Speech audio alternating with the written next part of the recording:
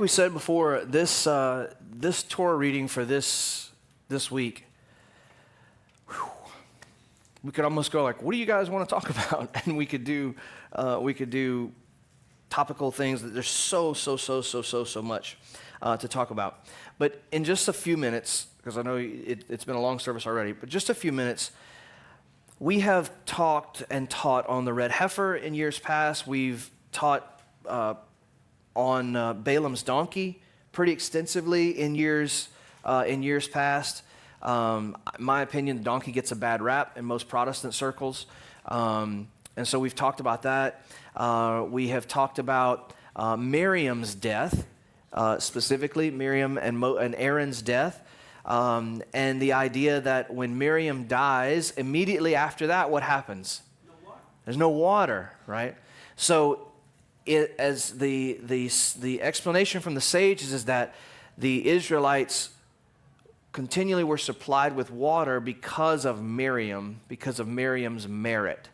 So then we've also taught extensively about Moses hitting the rock instead of speaking to the rock. And I have taught before, and I would say I firmly believe this, but I like this explanation the best, that I don't believe, based on some of the wording and some of the way that the language is in the Hebrew, the case can be made that Moses actually kills two people instead of just hitting the rock. And if you're interested in why I come to that conclusion, again, like I said, we've taught pretty extensively about that. But I want to just today say, what if that's not the case? What if it is true? However unsettling this is for me and uncomfortable this is to me, what if it's true that Moses didn't do anything like really, really crazy that day? What if Moses doesn't make it into the promised land because God said, speak, and Moses hit? Now, I say it makes me uncomfortable because there's times I've misheard God, or there's times that I've clearly heard God and just thought, I'm not doing it that way, right? There's times that I've heard God and said, I got it, I'll do it like this, and it didn't turn out like I thought once I got into it, it didn't turn out like I thought it would, right? Now, it seems to me that if God is a God of grace and mercy and He is kind and He's patient and He's long-suffering and all these things, that it would be against the nature of God to completely ban Moses from the promised land, which he's been prepared for his whole life, over either a misunderstanding or over just a moment of misjudgment. If instead of speaking to the rock, he gets mad and he hits it twice, and God goes, oh, that's it, you completely messed up. Does that seem like it makes sense to anybody else? I mean, maybe it does. And so I'm pushing against my own understanding, right? And I've wrestled with this all week because every time this story comes up, I think about it. If Moses, who Moses is, the most humble man on the earth, I mean, he even says it about himself. If Moses is the most humble man on the earth, and God treats him so strictly, what chance do we have when we either mishear or we just have a moment of bad judgment? By the way, it's not like Moses is in a time where like nothing is happening, right? What's happening during this story, or what's just happening? He's in a massive amount of grief. His sister and his brother, who is also the Kohen Gadol, his sister, the prophetess, who saved him from it. They're the only reason why he's here today. Moshe is nothing on his own. He's nothing. He would have been the victim to Pharaoh if it wouldn't have been for Miriam. And he would not have been able to function in his capacity of leader if it wouldn't have been for Aaron, who spoke for him, right? So he loses these two most important people to him. And the people start to get thirsty, and they just begin the same old thing with Moses. The nagging, complaining, all the things. And he has enough. Have you ever had enough? I'm sure it's not just once in your lifetime. It's probably not just once in the last 20 years. It's probably not even once this month.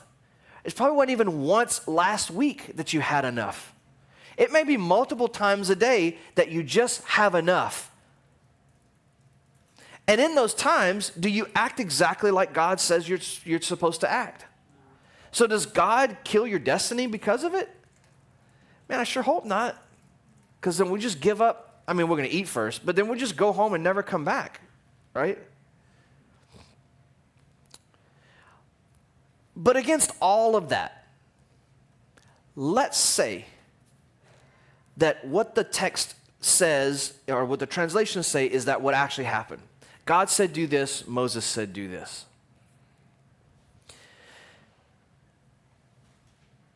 I want to ask this question this morning, and it's just something I want you to think about. It's something you can think about every day. It's something you can use every day in multiple situations, something that's been helpful for me, even though I'm not great at it, but something that I do think about all the time as I'm trying to refine and trying to do better in so many areas. We tend to think that we have no choice but to sin sometimes. Now, I know we don't say stuff like that, and when I say it, it even sounds like, what? Nobody believes that. No, but I think a lot of times we do, because we're taught that the sin nature is who we are, and that we're basically, our default is to sin. It takes a lot of work for us to act righteously, but our default is to sin. That sinning is easy for us, being righteous is difficult for us. And that's kind of the way that many of us live, that, well, if I just let my guard down, my propensity is going to be to sin. My default is going to be to sin. If I just let my guard down, if I'm not prayed up, if I'm not full of faith, if I hadn't been in the Word and I hadn't been in, fellowship, and I'm not whatever, my default is going to be just to be a sinful, globby mess, right?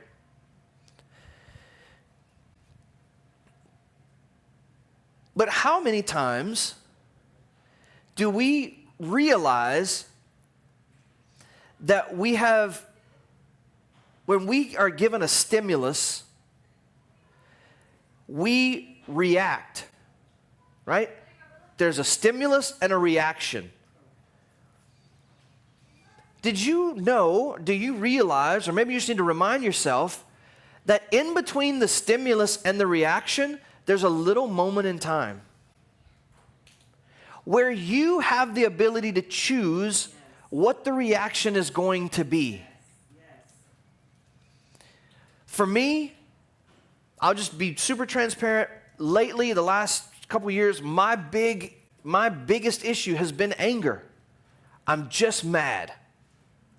I know anger comes from fear. What do you fear? Don't try to psychoanalyze me. I'm just opening up my heart and being honest.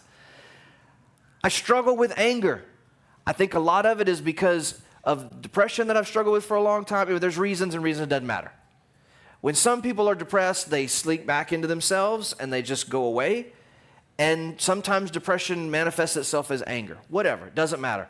The bottom line is I'm trying to get better, because I lash out on Heather, I lash out on my kids, and all that, and it's not right. It's not the way I want to. I can't stand up here and do what I do and be like that at home, right? So just to let you guys know, yeah, we all got stuff. And yet when I was thinking about this week, I guess because of anger, the anger that we seem to have in Moshe, that looks like Moshe had, it really hit home this week thinking about this and going like, why do we react so quickly? And yours might not be anger. Yours might be something else. Maybe you're judgmental. Maybe you're bitter. Maybe you struggle with jealousy. Maybe you're addicted to pornography. Maybe you're addicted to alcohol. Maybe you're just addicted to being hateful. Whatever it is, we don't talk about sin a whole lot on Shabbat mornings. I was talking to a friend of mine this week, and we were talking about how, we used to grow up hearing about sin, and about how there's just some things you shouldn't do. I don't know why, but it's become really in lately for couples that are not married to have kids and just like not care about, like, it's just whatever, cool. Or for young girls to get pregnant, and that when we were in school, that was a shameful thing. Like, you didn't shame the baby, but it was just like, okay, we got to figure out how to deal with this. And now, like, there's big showers and like, oh, it's the greatest thing ever. And I wonder about that sometimes. I don't know if it happened to me and one of my girls, how I would do it, but anyway. You guys know my feelings on sin and how that, we don't talk about it a lot like that because many of us have been so damaged by that type of preaching, right?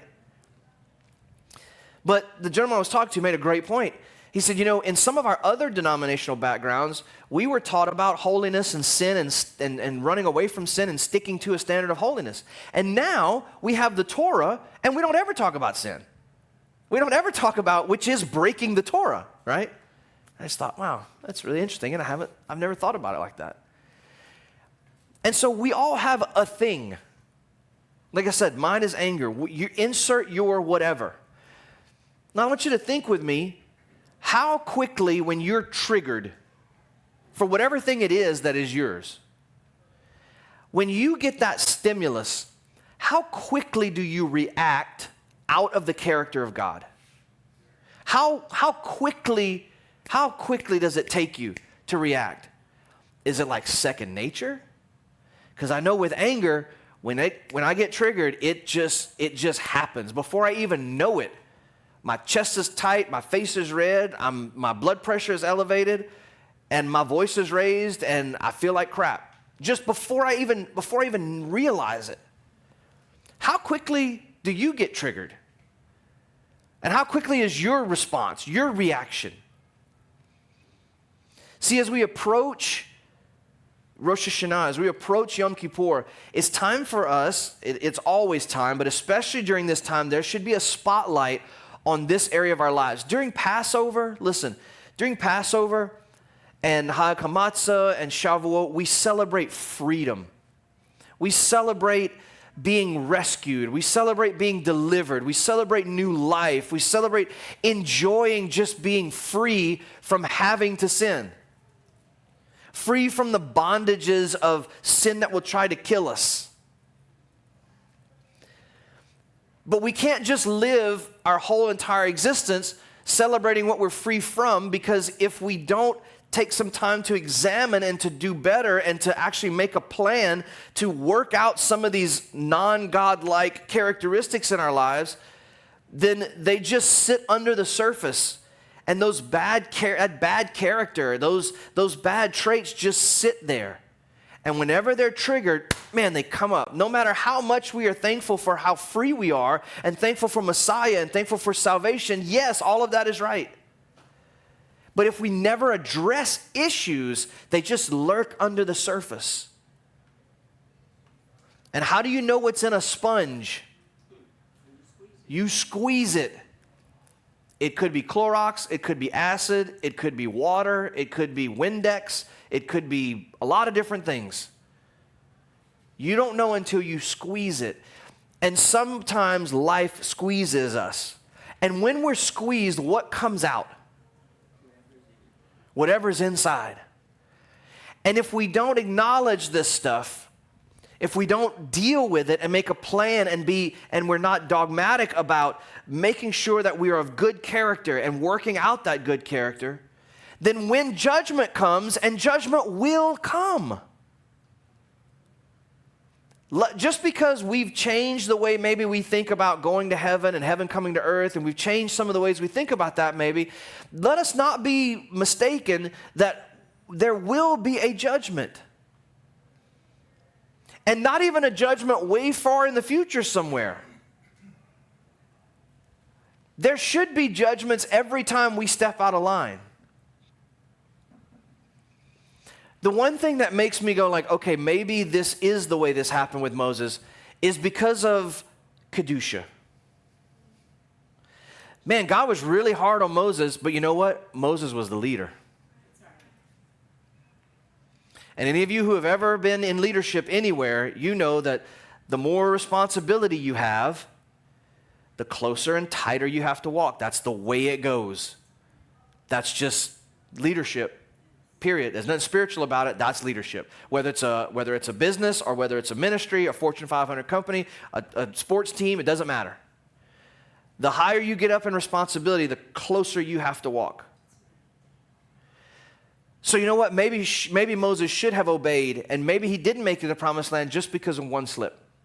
Maybe because of one acting out. And if that is the case, then it should be even more of a lesson to us that we have to be incredibly careful and cognizant that when we get triggered, when we get a stimulus, when that thing that is our thing, when it gets provoked, that we need to take a breath and remember there's a space in time where we get to choose how we react. Because if we sin, or when we sin, sin brings what? This is New Testament, come on. Sin brings death, right? Sin brings death.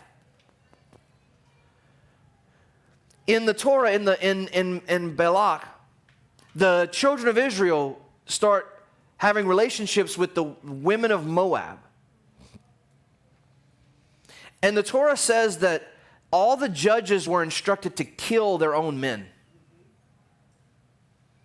Reminds me of another time where the leadership was instructed to kill their men. Do y'all remember what that was? The Levites, the sin of the golden calf, right? Take a sword and slay them all. Because sin leads to death. Now, I'm not talking about sin leading to death like I sinned against God, so God's going to kill me. I mean, my sin can lead to someone else's death. Why were those that were mingling with the Moabite women, why were they killed? Why have them killed? My goodness, you could give them a harsh talking to? Like give them leprosy or something? Why kill them? Because sin is contagious. Sin is contagious, and sin, we've talked about this before, is not about between me and God. God handles that sin. God is big enough to handle that sin. The sin that we should be really worried about is how we sin against each other. Because that's the one that God is not going to be involved in, reconciling and forgiving and atoning for. And so when these men go out to be with these Moabites, it affects the whole camp. And so in order for the camp to be cleansed of that, those men have to be killed in order to stop the contagion that is that rebellious sin. So when we hear the New Testament talking about sin leading to death, many times I think we think, well, like, oh, it's because I've sinned against God and sin can't be in holiness, and so God has to kill that which is sin. Yes, that is true. However, what we should be more concerned about is the fact that when we sin, it kills other people. Your bitterness, my anger, your lust, the jealousy, all the things have an effect on the community around us. They're not just your secret sin. They're not just your little thing that pops out every once in a while that you just keep tamped under because you don't even want anybody to know. It affects the body as a whole. And what happens when a part of your body is diseased and can't be treated? It has to be amputated. It has to be pruned away, to use gospel language. And the judgment, the pruner, the master gardener, is preparing his shears. That's what Rosh Hashanah is about. And Yamim Noraim, the days of awe between Rosh Hashanah and Yom Kippur. It's about the gardener coming through and pruning and taking off the things that should not be there so that at Judgment Day, he can present something that's beautiful and holy to God. And so as we hear the words of Yeshua and as we are led by the Spirit during this time leading up to the judgment, in just a few weeks, let us be cognizant that the things, as I said before, the things that will happen to us in these next few weeks, don't see them as happening to us, but for us. Because when you get triggered, when that thing stimulates and you react, I pray it makes me physically ill when I get angry and I just blow up. It makes me, and the I'm sorries can't fix it. And what I don't want is kids and a wife running around the house on eggshells, which is the way our life is sometimes. And that's all my fault. See, your sin affects everybody around you. Sorry if this is sharing too much, but this is doing life together, right?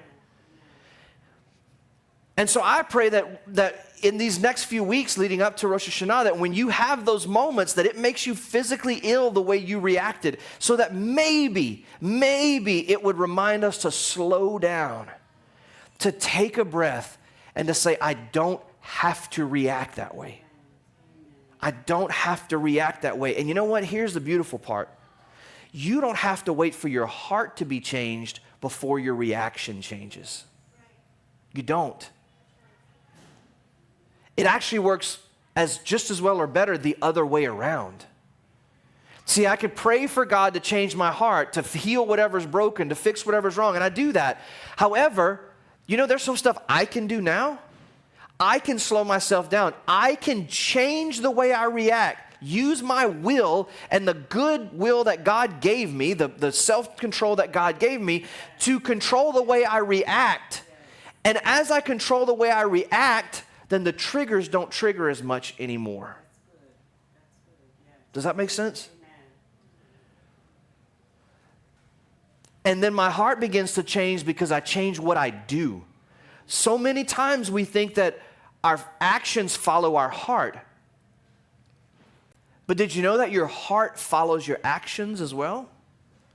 Anybody as a kid, you ever got up in the morning for school and you just really didn't feel like going, and so you told your parents, I don't feel good? Anybody's parent ever tell them something like, well, get up and start moving around. You'll feel better. Did you ever hear that, or was it just me? My dad was famous. Well, just get up and move around a little bit. You'll start to feel better. And you know what? He was right.